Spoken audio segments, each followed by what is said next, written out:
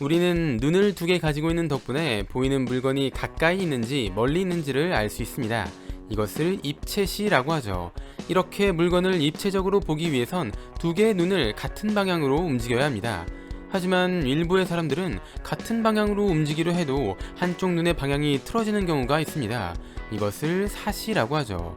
만약 눈동자가 안쪽으로 움직인다면 내사시, 바깥쪽으로 움직인다면 외사시, 위로 움직인다면 상사시, 아래로 움직인다면 하사시라고 합니다.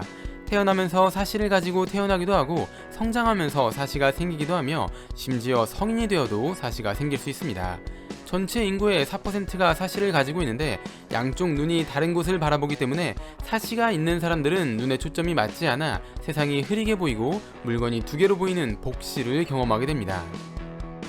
두 개의 눈에서 들어온 정보는 뇌로 전달되는데 만약 사시가 있어 각각 다른 정보가 뇌로 전달되면 하나의 정보를 무시하는 억제가 발생합니다. 그럼 무시된 쪽의 눈의 시력이 떨어지는 약시가 발생하게 되죠.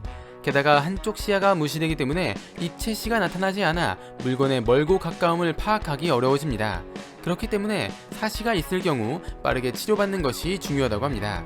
사시가 발생하는 이유는 뇌신경이 마비되어 눈의 이동이 원활하지 못하게 되거나 눈을 움직이는 근육에 문제가 생겨 발생하는 등 여러 가지가 있지만 이것은 사시를 가진 사람의 일부에 해당하는 것으로 대부분은 원인을 모른다고 합니다. 다행히 사시는 치료가 가능합니다. 사시가 있는 쪽 눈의 시야가 무시돼 약시가 나타나기 때문에 이것을 교정하기 위해 사시가 없는 쪽 눈을 가려 사시가 있는 쪽 눈을 강제로 사용하게 만듭니다. 그리고 눈동자가 다른 방향으로 돌아가지 못하게 프리즘 렌즈로 만들어진 안경을 통해 교정합니다.